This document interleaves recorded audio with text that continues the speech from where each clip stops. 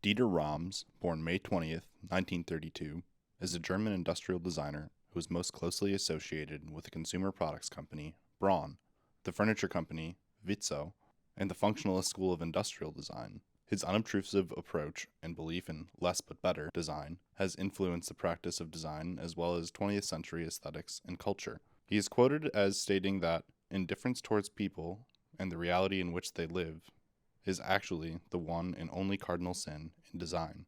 Dieter Rams studies. Dieter Rams began his studies in architecture and interior decoration at the Wiesbaden School of Art in 1947, now part of the Rhineland University of Applied Sciences. A year later, in 1948, he took a break from studying to gain practical experience and finish his carpentry apprenticeship. He returned to the Wiesbaden School of Art in 1948 and graduated in architecture with honors in 1953, after which he began working for Frankfurt-based architecture Otto Appel. In 1955, he was recruited by Braun as an architect and interior designer, and eventually became a protege of Fritz Eichler and the Ulm School of Design professors Hans Gugelot and Odell Aker, all of whom worked for Braun in various capacities. Dieter Rams' career. Braun. Rams joined Braun in 1955 at the age of 23. In 1961, he became the head of design at the company, a position he retained until his retirement at the age of 65 in 1997. Rams and his staff designed many memorable products for Braun, including the famous Phonosuper SK4 and the high-quality D-Series D45, D46 of 35mm film slide projectors. The SK4, known as Snow White's Coffin, is considered revolutionary because it transitioned household appliance design away from looking like traditional furniture. By producing electronic gadgets that were remarkable in their austere aesthetic and user-friendliness, Rams made Braun a household name in the 1950s. In 1968, Rams designed the cylindrical T2 cigarette lighter for Braun. A member of the company's board had asked him for a design. Rams replied, "Only if we design our own technology to go inside them."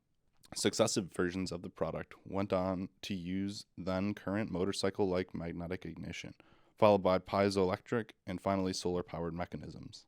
In 1959, Rams began a collaboration with Vitsœ, at the time known as Vitsœ Zapf, which led to the development of the 606 universal shelving system, which is still sold today, with only minor changes from the original. He also designed furniture for Vitsœ in the 1960s, including the 620 chair collection. He worked with both Braun and Vitsœ until his retirement in 1967, and continues to work with Vitsœ.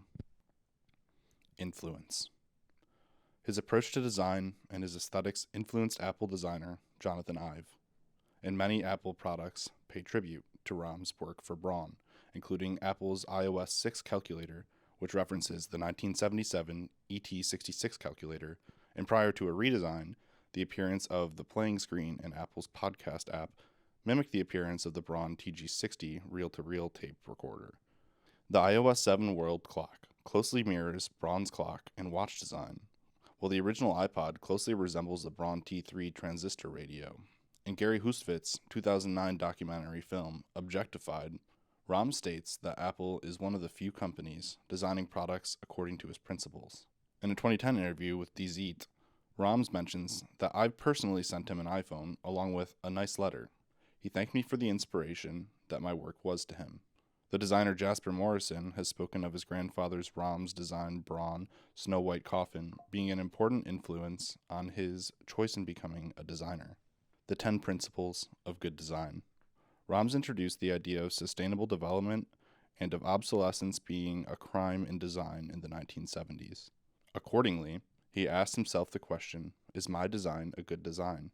The answer he formed became the basis for his celebrated 10 Principles of Good Design.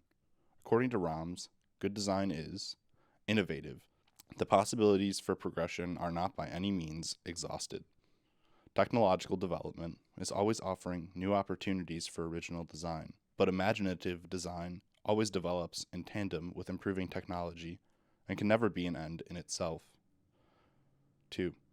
Good design makes a product useful. A product is bought to be used. It has to satisfy not only functional, but also psychological and aesthetic criteria. Good design emphasizes the usefulness of a product whilst disregarding anything that could detract from it. Good design is aesthetic. The aesthetic quality of a product is integral to its usefulness because products are used every day and have an effect on people and their well-being. Only well-executed objects can be beautiful. Good design makes a product understandable. It clarifies the product's structure. Better still, it can make the product clearly express its function by making use of the user's intuition. At best, it is self-explanatory. 5. Good design is unobtrusive. Products fulfilling a purpose are like tools. They are neither decorative objects nor works of art. Their design should therefore be both neutral and restrained to leave the room for the user's self-expression. 6. Good design is honest. It does not make a product appear more innovative, powerful, or valuable than it really is. It does not attempt to manipulate the consumer with promises that cannot be kept. 7. Good design is long-lasting. It avoids being fashionable and therefore never appears antiquated. Unlike fashionable design, it lasts years, even in today's throwaway society. 8. Good design is thorough down to the last detail. Nothing must be arbitrary or left to chance. Care and accuracy in the design process show respect towards the consumer. 9. Good design is environmentally friendly. Design makes an important contribution to the preservation of the environment. It conserves resources and minimizes physical and visual pollution throughout the life cycle of the product. 10. Good design is as little design as possible. Less, but better. Simple as possible, but not simpler. Good design elevates the essential functions of a product. Less and More exhibition. Less and More is an exhibition of Braun's landmark designs for Braun and Vitsœ. It first traveled to Japan in 2008 and 2009, appearing at the Suntory Museum in Osaka and the Fuku Art Museum in Tokyo. Between November 2009 and March 2010, it appeared at the Design Museum in London. It appeared at the Museum für Angewandte Kunst in Frankfurt from July to September 2010. The exhibit appeared at the San Francisco Museum of Modern Art from 2011 to 2012. Rahm's documentary.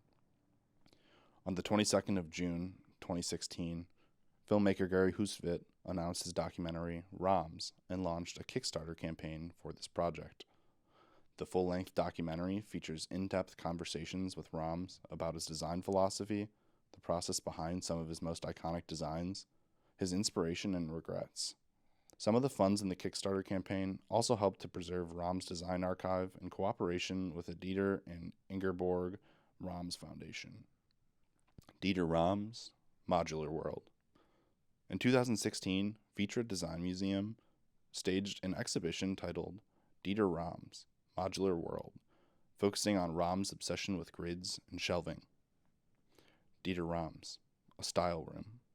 In 2022, the Museum für Angewandte Kunst in Frankfurt updated and expanded its permanent display titled Dieter Rahm's, a style room, to mark the designer's 90th birthday.